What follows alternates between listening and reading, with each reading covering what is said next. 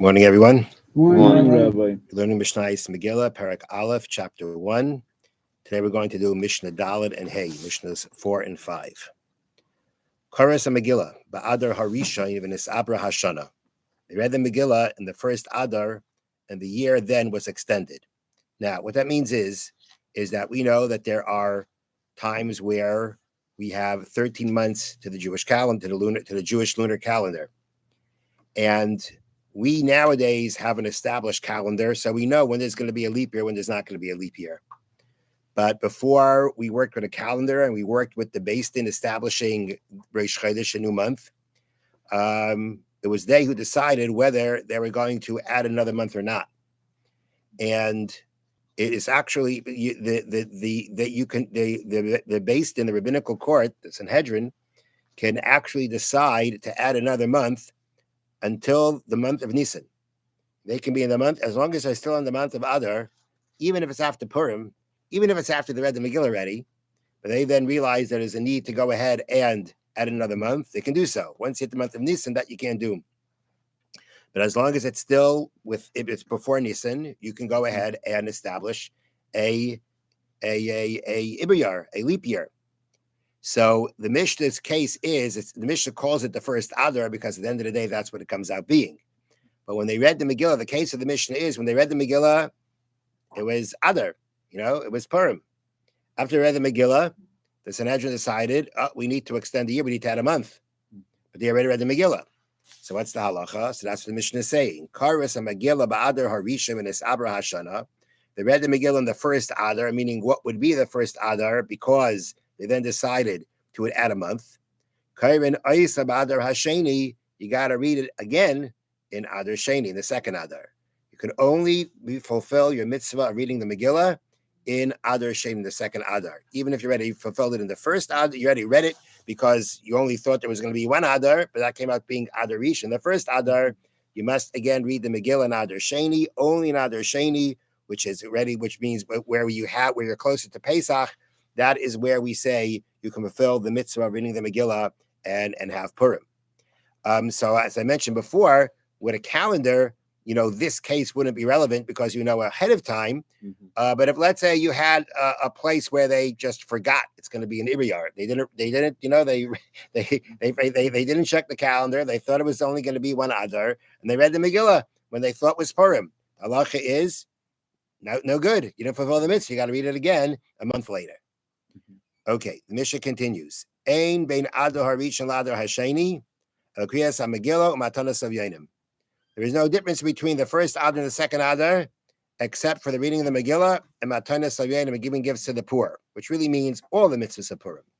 The only difference between the two is the fact that in the second one we read the Megillah and all the mitzvahs of Purim apply or can be fulfilled, while in the first they can't. Now, if the Mishnah says there is no difference between the first and second Adar other than reading the Megillah, then we need to know in what way they're the same. And the answer is because on both Adar Rishon, Purim, Yudal and Tesvav of Adar Rishon, Yudal, the 14th, 15th of Adar Rishon, the first Adar, the 14th and 15th of Adar Sheni, the second Adar, on both of them, they are forbidden to declare a fast, and to have a eulogy. They're both the same in that sense. And you could add, both we don't say tachnin. Other than that, that's how they're similar. The way they're not similar is the fact that the mitzvahs of Purim can only be performed in the second Adar, not in the first. Now, the next Mishnah and the next Mishnayos have nothing to do with Megillah.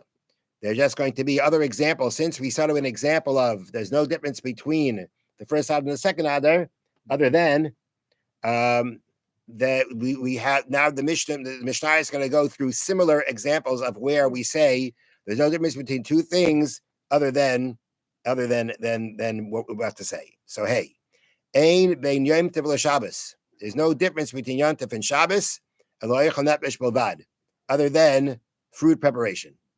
Now we know that on Yom Tov, just as on Shabbos, Torah forbids malacha. What constitutes malacha? It constitutes activity, labor, work, whichever way you want to translate it. The Torah calls it malacha. Malacha, the Torah forbids on Yom Tov as on Shabbos. It's just that. We also know from a pasuk in the Torah that there are some of the 39 malachas, the 39 categories of work that are forbidden on Shabbos. Some of them are going to be permitted for food preparation.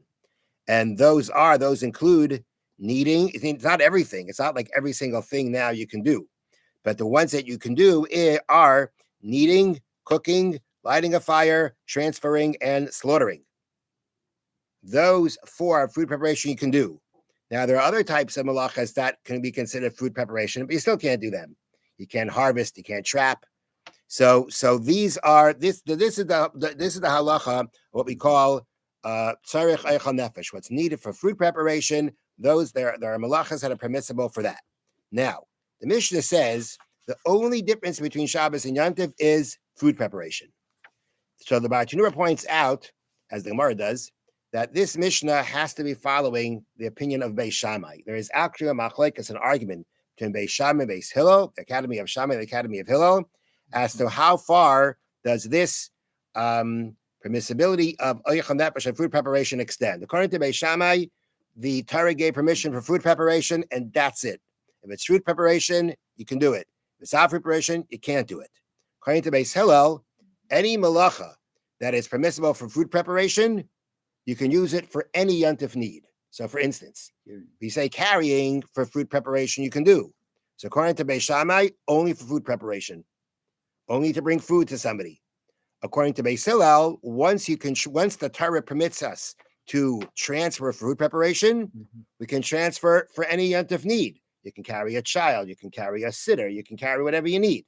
That's the concept of mitoich. Once it's permissible, once the Torah permits a form of malacha, a form of activity that would typically be forbidden on Shabbos, but now it's permissible on Yom Tov, and the Torah permits it for food preparation. It's one of these examples of activity that we said are permissible for food preparation. They now become permissible for any Yom Tov need. If you follow Beis Hillel, there's more than just food preparation. That's the difference between Yom Tov and Shabbos. There's all the other things that you may do not for food preparation that you can do on Yom Tov, you can't do on Shabbos. And therefore, the Gemara says that part of the Mishnah is following the opinion of Beis Shammai. Next, Ein bein Shabbos Yom Kippurim. There's no difference between Shabbos and Yom Kippur. Ela shezeh adoinai bidei adam. Just that the intentional desecration of Yom Kippur is punishable by man.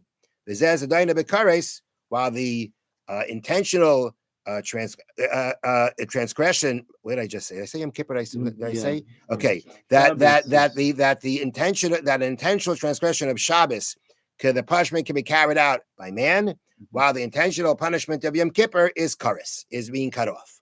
Now, if I had to ask you a question, what's in between Shabbos and Yom Kippur? What would you answer me? When I can eat, when I can't. When I can drink and when I can't, right? That's very obvious. That's the most obvious difference there is. Yeah. You wouldn't go talking about, well, this is punishable that way, this is punishable that way. So the answer is that the Mishnah is not discussing every aspect. It's discussing the punishment aspect. And both are punishable. Both will have a death punishment. Just that, as you say, by Shabbos, if it's intentional. Now, by Shabbos, it's not just about being intentional.